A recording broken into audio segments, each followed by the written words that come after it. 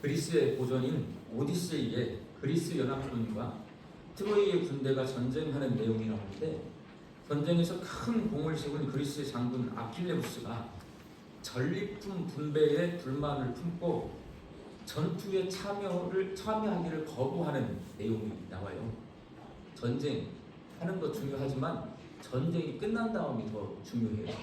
공을 세웠는데 그 공을 인정받지 않으면 우리 편하고 싸우게 됩니다. 우리나라 역사에도 있어요. 우리나라 조선시대에 광해군의 폭정에 불만을 품은 세력이 반란을 일으켜서 광해군을 왕위에서 끌어내리고 조카인 인조를 왕으로 세운 역사가 있습니다. 이를 인조반정이라고 불러요. 그때 큰 공을 세운 이괄이라고 하는 사람이 있는데, 전쟁이 끝나고 자신의 공을 인정해주지 않아요. 자기가 똑같은 또래 같이 이 인조반정에 참여했는데 자기가 똑같은 세대 사람들 전부 1등 공신이 됐는데 이괄은 2등 공신이 된 거예요. 여기에 불만을 품고 일으킨 난이 이괄의 난입니다. 반면에 몽골의 징기스칸은 전쟁이 끝나면 세운 공에 따라 전리품을 나눴을 뿐만 아니라 전투에 참여할 수 있는 군사가 없는, 아들이 없어요, 남편이 없어요, 그런 가족들에게도 전리품을 배분해 주었습니다. 특히 숨진 병사의 유족들을 우대해서 분배해 주었고, 후방에서 군수품을 나눈 평민들에게까지도 전리품을 나누어 주었는데, 이를 통해 징기스칸의 몽골 군대는 전 세계에서 가장 강한 군대가 될 수 있었습니다. 전쟁에서 승리하는 것도 중요하지만 승리로 얻은 것들을 분배하는 것도 무척 중요합니다. 여호수아서는 가나안 땅에 있는 31개의 성을 정복하는 가나안 정복 전쟁에 관한 이야기 기록되어 있고요. 그 전쟁이 끝난 다음에 전쟁을 통해 얻은 땅을 분배하는 이야기가 기록되어 있습니다. 여호수아서는 두 가지예요. 가나안 땅을 정복하는 전쟁 이야기, 정복한 땅을 분배하는 이야기. 이스라엘 12지파에게 가나안 땅을 분배하면서 여호수아는 가장 먼저 르우벤, 갓, 므낫세 지파에게 요단 동편 땅을 분배해 줍니다. 그러나 요단 동편 땅은 가나안 땅이 아니라 가나안 밖에 있는 땅입니다. 여호수아가 가나안 밖에 있는 이 요단 동편 땅을 가장 먼저 분배해 준 이유, 요단 동편도 이스라엘 땅이다. 그 땅에 살고 있는 사람들도 이스라엘 민족이고 하나님의 백성이다 라는 것을 강조하기 위해서 요단 동편 땅을 가장 먼저 분배해 줘요. 그렇게 요단 동편을 분배한 후에 이제 본격적으로 요단 서편의 가나안 땅을 분배하기 시작하는데, 맨 처음 분배받은 사람들이 누구냐면 유다지파 사람들. 분배 방식은 어떻게 분배했냐? 제비 뽑아서 나눠줬어요. 오늘 본문 1절 말씀 함께 읽습니다. 또 유다 사손의 지파가 그들의 가족대로 제비 뽑은 땅의 남쪽으로는 에돔 경계에 이르고 또 땅의 끝은 친광야까지라. 유다 지파 사람들이 제비를 뽑아서 가나안 땅의 가장 남쪽 지방을 분배받았습니다. 오늘 본문 말씀 바로 앞부분은 여호수아 14장 6절에서 15절까지에서는 갈렙이 헤브로 산지를 분배받은 장면이 기록되어 있습니다. 갈렙은 유다 지파 사람이고 거인인 아낙 사람이 살고 있는 헤브론은 다른 지파 사람들이 분배받기를 꺼려하는 아주 험한 지역입니다. 이때 갈렙이 여호수아에게 이 산지를 내게 주소서라고 말하면서 헤브론 산지를 자신에게 달라고 요청해서 유다 지파 중에서 가장 먼저 땅을 분배받습니다. 그 후에 유다 지파 사람들이 제비를 뽑아서 다른 지파보다 먼저 요단 서편의 가나안 땅을 분배받았습니다. 설교 서두에서 말씀드린 것처럼 전쟁에서 승리하는 것도 중요하지만 승리로 얻은 것들을 분배받는 것 굉장히 중요합니다. 분배 과정에서 사람들이 불만을 품는 경우가 많기 때문입니다.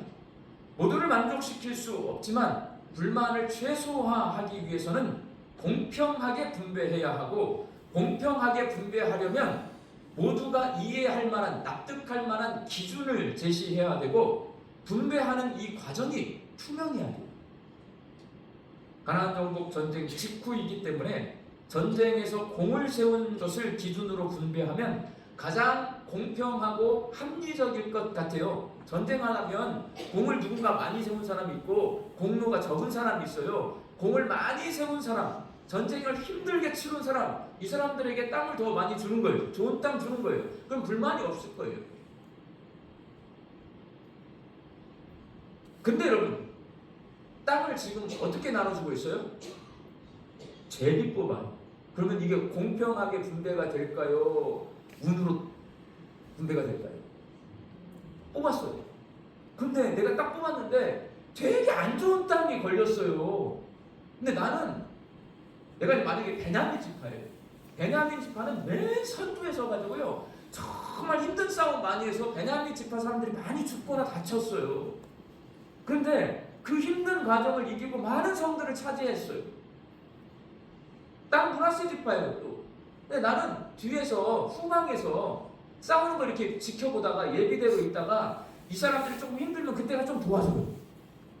그런데 제비를 뽑았는데 뒤에서 힘들면 도와주고 많이 죽지도 않은 므낫세 지파가 제일 좋은 땅을 뽑고요. 맨 앞에서 많이 죽고 다치고 힘들게 싸웠던 베냐민 지파가 후진 땅을 뽑았어요.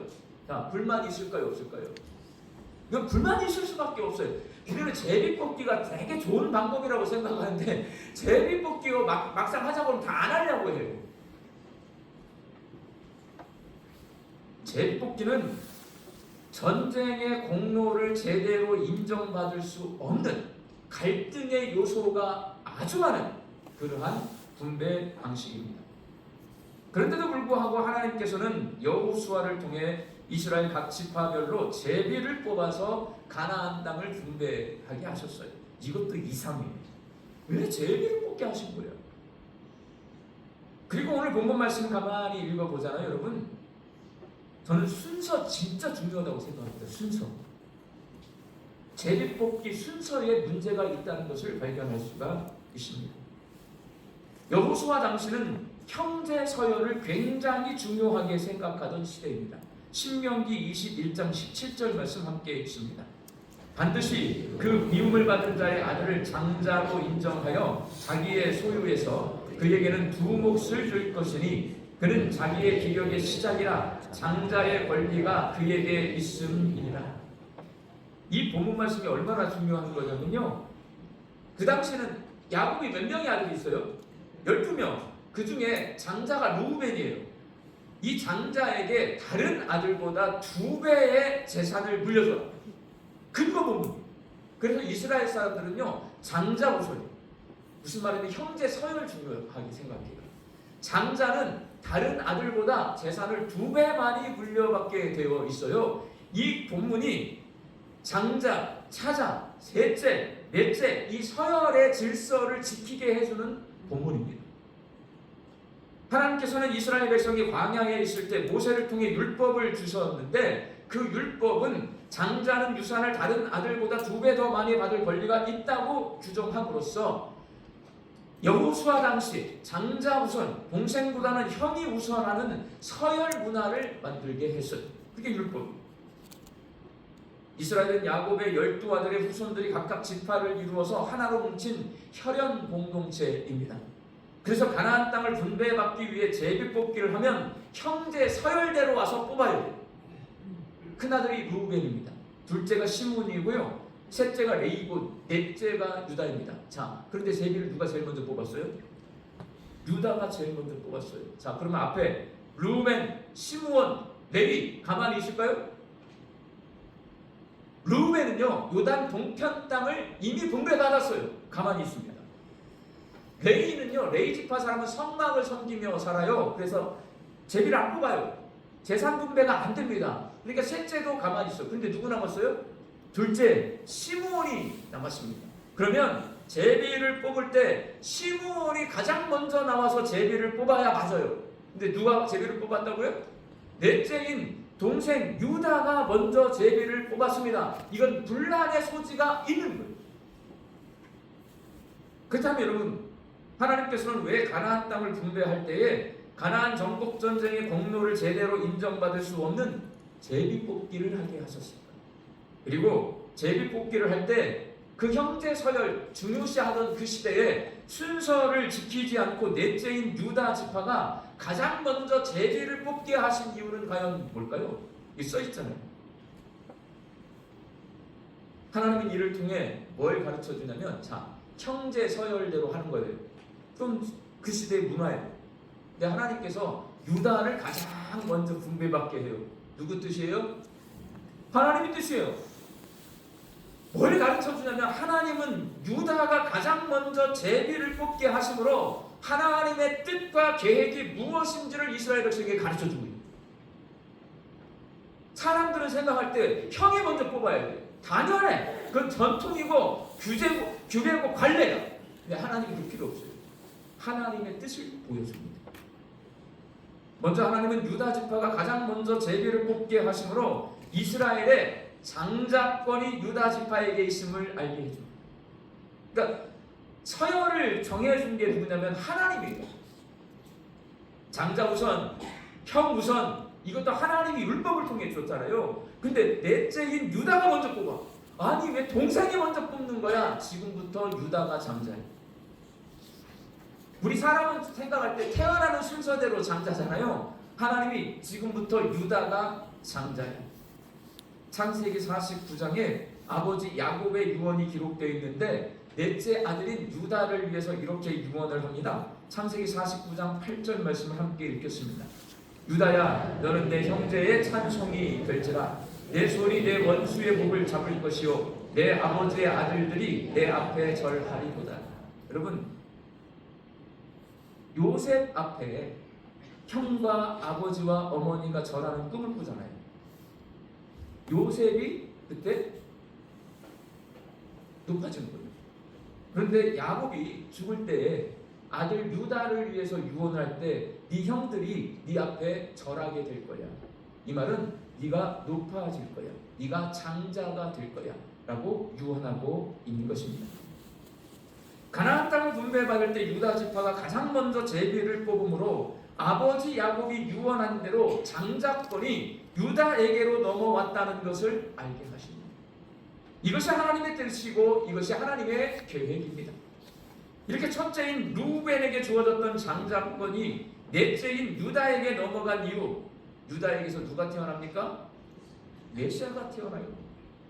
창세기 49장 10절 말씀을 함께 읽겠습니다. 주가 유다를 떠나지 아니하며 통치자의 지팡이가 그 발 사이에서 떠나지 아니하기를 실로가 오시기까지 이르리니 그에게 모든 백성이 복종하리로다.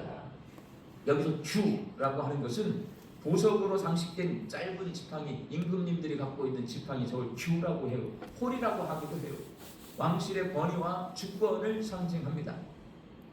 또한 실로가 오시기까지 해서 실로는 메시아를 일컫는 말입니다. 누구에게서 메시아가 나오냐? 누구에게 왕권이 주어지냐? 유다에게 왕권이 주어진다고 이미 예언되어 있어요. 규가 유다를 떠나지 않는다는 말은 유다의 후손 가운데서 왕권을 가진 왕들이 태어나게 될 거라는 말이고, 실로가 오시기까지는 유다의 후손 가운데서 메시아가 태어나게 될 것이라는 말입니다. 아버지 야곱의 유언대로 유다 자손 가운데서 다윗왕이 태어났고 다윗왕의 후손들이 계속해서 유다의 왕이 됩니다. 그리고 메시아이신 예수님이 그 다윗왕의 후손으로 태어나십니다. 하나님께서는 아버지 야곱이 죽기 전에 12아들에게 유언할 때에 루벤에게 주어졌던 장자권이 장차 유다에게 넘어가게 될 것이고, 그렇게 유다에게 장자권이 넘어가는 이유가 유다의 후손 가운데에서 유다의 왕들이 태어나고 메시아가 태어나게 될 것임을 유언하게 하심으로써 하나님의 뜻과 계획이 무엇인지를 말씀해주고 있습니다. 우리는 생각할 때 큰아들이 무조건 먼저 태어나는 게 큰아들이에요. 근데 하나님은 큰아들이라고 하는 게 뭐냐면 하나님의 구원의 계획이 흘러가는 것이 장자라고, 큰아들이요. 그 큰아들은 네 번째로 태어난 유다도 하나님께서 장자권을 허락하시면 큰아들이 되는 거예요. 이스라엘 백성이 가나안 땅을 정복하고 그 땅을 분배할 때 유다 지파가 가장 먼저 제비를 뽑게 하심으로써 창세기 49장에서 아버지 야곱의 유언을 통해 말씀하셨던 하나님의 뜻과 계획, 유다를 통해서 하나님의 구원 역사를 쏟아내려 가실 거라는, 유다가 야곱의 12아들 가운데 장자가 되고 유다 지파가 장자 지파가 되게 할 것이라는 하나님의 뜻과 계획을 제비 뽑기를 통해 이루어 가십니다. 유다 지파가 제비를 뽑자 예루살렘을 포함한 가나안 지역 중앙의 가장 넓은 땅이 뽑혔습니다. 유다 지파가 이스라엘의 왕권을 회복하고 메시아이신 예수님의 다시 오실 길을 예비하기 위해서는 그 땅이 필요한 거예요. 예수님이 어디에 태어나요? 베들레헴에 태어나잖아요. 유다가 뽑은 데가 어디냐면 예루살렘 옆 베들레헴 포함한 그 모든 땅을 유다가 뽑은 거예요. 그 땅 필요해. 예수님 거기 태어나려면. 유다가 그 제비를 가장 먼저 뽑아서 예루살렘을 차지해야 예루살렘의 다윗왕이 성을 시온성을 만드는 거잖아요. 필요해. 그래서 제비를 뽑아가지고 유다에게 그 땅을 주시는 거예요. 결국 이 제비 뽑기 왜 전쟁이 끝났는데 공로대로 공평하게 땅을 분배해 주지 않고 제비를 뽑게 하시는 거야. 유다가 예루살렘에 있는 그 땅을 뽑게 해서 하나님이 그 땅을 주고 하나님이 창세기에 예언한 아버지 야곱이 유언한 일들이 이루어지게 하시려고 하나님의 뜻과 계획을 이루시려고 제비 뽑게 하셨고 유다가 그 땅을 뽑게 하신 겁니다.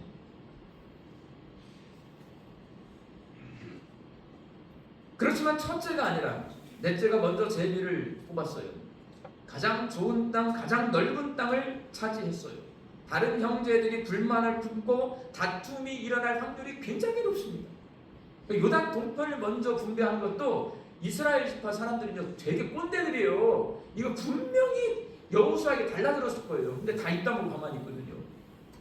유다 지파가 가장 먼저 와서 제비를 뽑아요. 갈렙은 제비도 안 뽑아요. 이 땅 내게 주소서라고 말해요. 이거 전부 불만, 원망, 그리고 전쟁 끝나고 싸울 거리예요. 근데 싸우지 않습니다.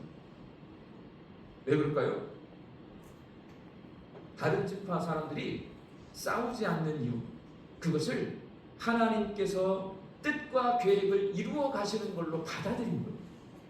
자기들 생각에는 원래 전통에 따른다면, 상식에 따른다면, 원래 규정에 의하면 자기 생각대로 가야 되는데 그렇게 가지를 않은 거예요. 여호수아가 땅을 분배하는데 전혀 다른 방식으로 땅을 분배하고 있어요. 그런데도 그 원망의 민족인 이스라엘 백성들이 단 한마디도 하지 않는 이유, 이게 하나님이 뜻하신 바고 이게 하나님의 계획하신 바구나, 그걸 인정하고 있으니까 저는 다 아무도 불평하지 않습니다.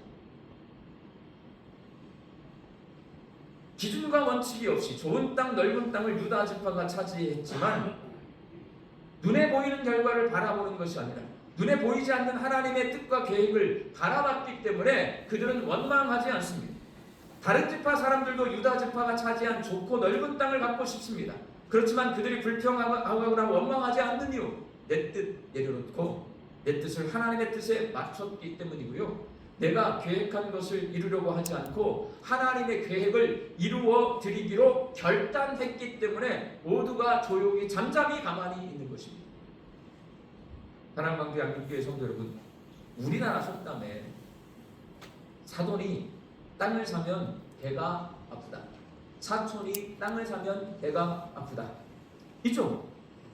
자기보다 더 나은 것을 가졌거나 누리는 사람에 대해 생기는 감정을 우리나라 사람들은요 솔직해. 그걸 그대로 표현을 해요. 사촌이 땅을 사면 배가 아프다. 일반적으로 사람은 눈에 보이는 것으로 판단하고 평가합니다. 그래서 나보다 더 나은 것을 가진 자에 대해서 함부로 말하고 비난도 하고 모함하기도 합니다. 할 수만 있다면 자신이 더 많은 것을 누리려고 합니다.